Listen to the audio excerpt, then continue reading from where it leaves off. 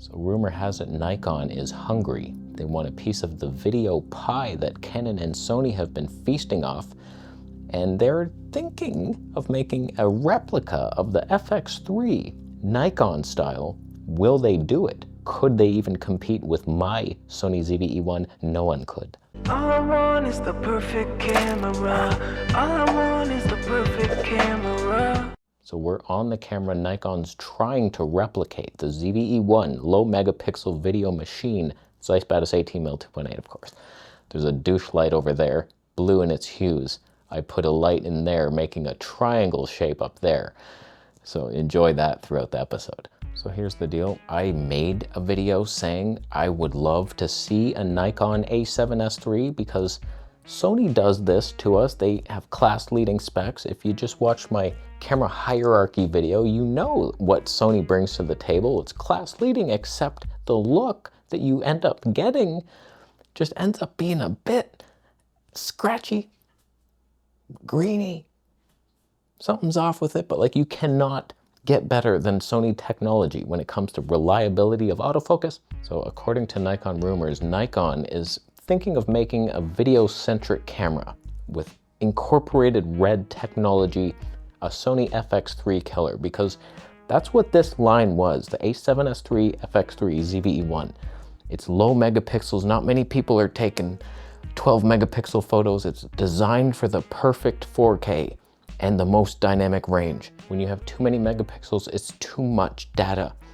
You have to start cutting corners. It's too much information. Things get hot as hell, and then you're oversampling. If not, then you have to line skip because you can't, like, it's not designed for perfect video.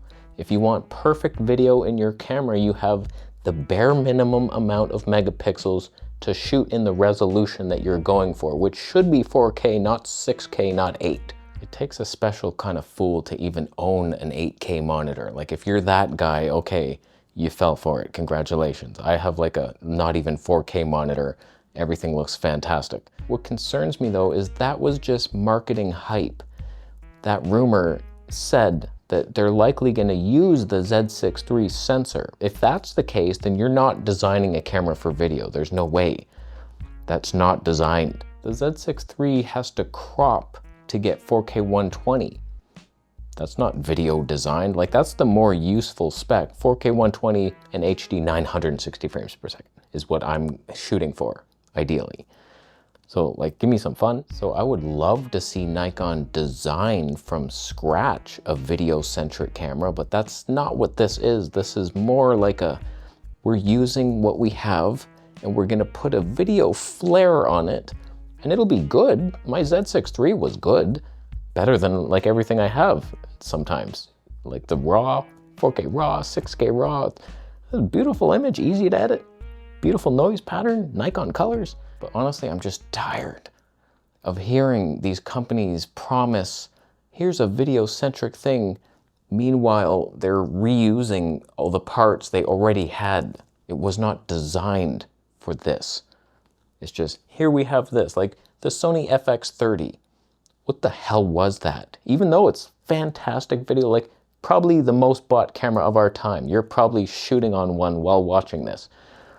It's great, but it was high megapixel. How come they didn't do a 12 megapixel APS-C sensor that would have done 4K 240p over there? Come on, what are we doing? So it's like, that was just reusing an old sensor, and then they put it in a giant full frame body with a fan, and then okay, it doesn't overheat, but you still had to crop your nightmare 4K 120 and HD 240 was even a bigger crop. Sony used to anger me so much with their vlogging cameras. They kept releasing them one after another, designed for vlogging, but like, it was just the A6300 over and over again. Like nothing changed, same 24 megapixel sensor. It's just like, oh, okay, we'll put a hinge that flips the screen up towards you. It's like, okay, but like, give us better, give us more. So like, they finally did it with the ZV-E1. It's the perfect camera. We did it. I imagine most people shoot on an FX3 that are doing like video client work. It's very reliable and it's better than a cinema cam in a lot of areas. It's just so tiny and it's like, I can trust the autofocus, dynamic range out the yin yang, 10-bit, oh my God. slow-mo if I want it. It's like, okay, that's the perfect camera basically. So it makes sense that Nikon wants a piece, but don't pretend to take a bite of my pie when you're not even there in the room. It's like, this is a Z6 III. I sold my Z6 III because, one, I'm addicted to gear and I love testing new stuff and seeing. Even if the Z6 III would have been better, I can revisit that at another day. I want to see what's new and happy and fun. And so like the R5 II, that was fun. That was worth buying. And we're still waiting for some stuff to show up. The 600mm should be here soon.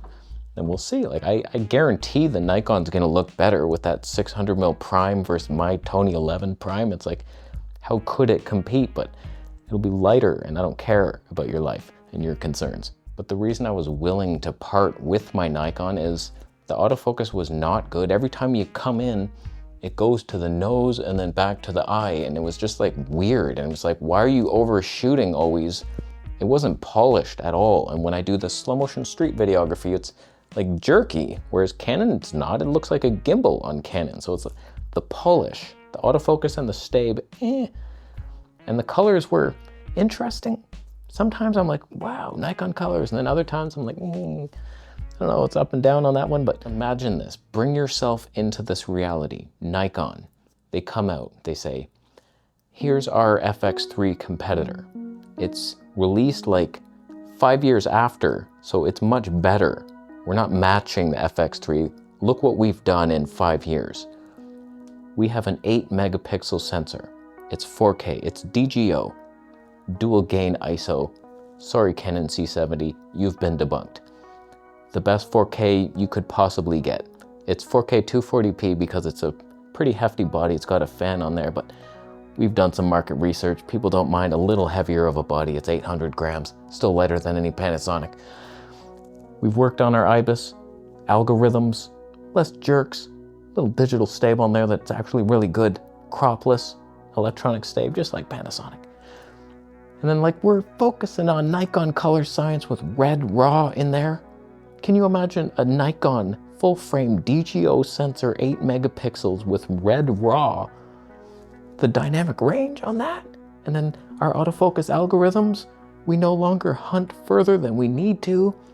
You're like a guy running after a deer, and you see one, and then you run over the mountain, and then come back, the deer's dead. He's been killed by a rabbit already.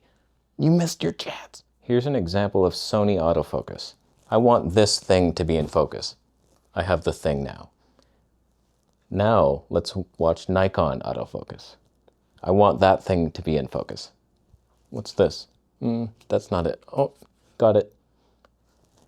Do you see the difference there? There's a bit of a difference. So you got to work on the kinks, the polish. What I'm asking for is not like out of the leagues impossible. It's literally already in this ZVE1 and my C70. All the best video cameras are doing this. It's a low megapixel because that's what videos need. Just enough megapixels, and then the heat isn't destroying your life, and then you don't have to cripple with line skipping and all kinds of stuff. And so like Nikon's flare, I wouldn't mind seeing it. And then you have all the vintage lenses. Man, I would totally, if they do it, if they do me, I'm getting one with the 35mm 1.4 probably, because I wasn't too impressed with the 50 1.4 for some reason. On paper, it should have been my ultimate ideal, but it was not. We get that, get my, well, no one's bought my 600mm prime, so I still have it. And then boom, I'm right there, sell everything off. But if it's just a Z6 III with a heavier body, I don't know that that's really enough to pry us away from an R5 II life. Like, come on, I don't know. If you have red raw in there and your 4K 120 is no longer cropped, and nothing's cropped, and I don't know, you could maybe steal a glance from me. I'd be like looking, but like not hard and long. So we'll see. Sony set the blueprint a long time ago with low megapixel, super high dynamic range sensors. Beautiful stuff. I don't know why, like everyone buys sensors from Sony. How come no one bought that one and put it in a camera? Not one person has it. Yes, I consider camera companies people. Like Canon never bought it. Nikon, like Nikon uses Sony sensors. Why didn't you use that one, the video-centric one? Or will you for this? And what will you do with it? Because it's weird, they make better colors out of the same sensor. Explain that. No one could. They take RGB and they fly with it. So I'm just dishing out free information for you, Nikon. You can take it or leave it. There's a reason people use the ZVE1 and the FX3 on client jobs. It's just better. And the 12,800 ISO looking like native, it's for dick. So it's like, leave me alone with your recycled thoughts and put some video effort into it. Then maybe. My video card's about to fill up. I will leave now. Thank you for agreeing with me. What do you think? Should Nikon go low megapixel? Of course they should. Bitcoin donations up that way. Subscribe for more videos.